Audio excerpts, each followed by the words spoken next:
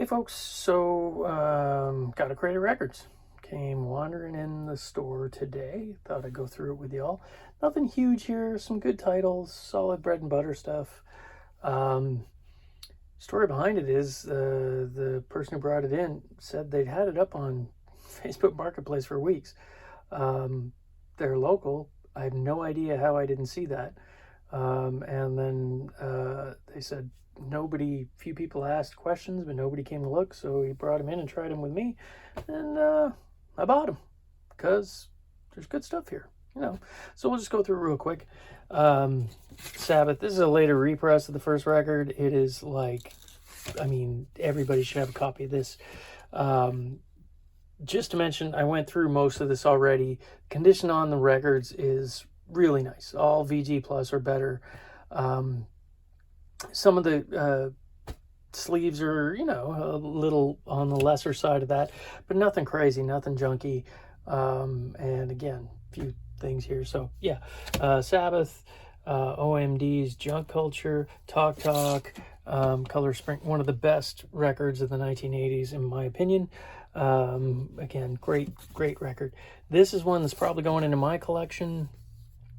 It's a David Bowie double LP called Images, and it's a collection of early singles that, you know, like pre-Stardust days type thing, from 66 to 67, and it's a great collection. I love the artwork on the covers. I have one, but this one's a little bit better than mine. And then the Beatles' White Album, or just actually it was originally called The Beatles. And it's the embossed Canadian on the Apple label. Sadly, some seam splitting at the top, but you know, for somebody who just wants to get the record to listen to, that's a good one there. Sonny Boy Williamson on chess, but they're actually, it's a cadet pressing. OMD again, Architecture and Morality, great record. New Order, this is one that I know won't last very long.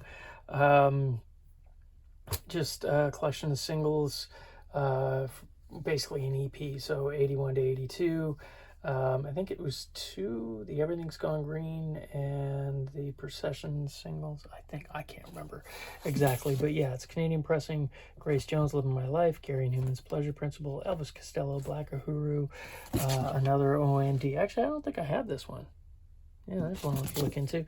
A later pressing of, it's probably a 1980s pressing, I think, or 70s pressing of the exciting Wilson Pickett. Everybody should have a copy of that in their collection. The Jam, it's a double record collection, 2 LP, as it says right there. Jean-Luc Ponty, New Music. They're like, spelled music. They're like a like new wavy type band. Smokey Robinson and the Miracles' Greatest Hits, another Elvis Costello, something you don't see too often, John Cooper Clarke. This is a bit sad. It's Megadeth's Rust in Peace, but there's no outer cover. I think it might be a little later pressing because the vinyl is really heavy and the originals were not. So, you know, somebody will still want it just to listen to. Bowie's Live double LP. Judas Priest, Sad Wings of Destiny, Roxy Music's Greatest Hits. This is a great one because it has some nice, a lot of the early Roxy stuff. And anybody who knows me knows I love the first 2 Roxy records. The stuff with Eno was incredible. Best in Sam Davis, another later reissue. UB40, Jeffrey Morgan, Robin Trower, another Wilson Pickett that everybody should have. This again is probably another 1970s or 80s reissue. These are these Italian collections. There's a ton of them. I have a couple, including the Lou Reed Velvet Underground one. This one's John Lee Hooker, Brownie McGee, and Sonny Terry. Iggy Pop's New Values. It's actually a UK pressing, so I might trade it for the one that I have. Bowie's Station to Station, The Best of ZZ Top, Tres Hombres, Steel Pulse, another Talk Talk, another great Talk Talk, It's My Life, Marley and the Wailers, another Black Sabbath, Fleetwood Mac Rumors. These are fun. Now, they're not great, but they're always kind of fun. Some of these collections, this one is sung and performed by Kings Road, which is just basically, you know, a studio group. But it's all Beatles interpretations. Some of them can actually be really good. So if you can pick them up cheap, grab them because they're fun just to have around. This is, I think, UB40. But again, no cover, which kind of sucks, but still. Mink DeVille, Howard Jones 12-inch, Jean-Michel Jarre, Genesis. Earlier, Jay Giles, Robert Gordon with Link Ray. These are amazing. If you're into like rockabilly and like really good sort of twangy guitar, this is it. There's another one there. Great pickups. Max Webster, Nils Lofgren.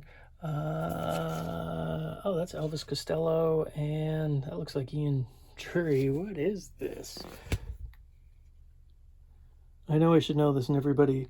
Oh, it's like a collection with like Nick Lowe, Reckless Eric, Elvis Costello, Ian Drury.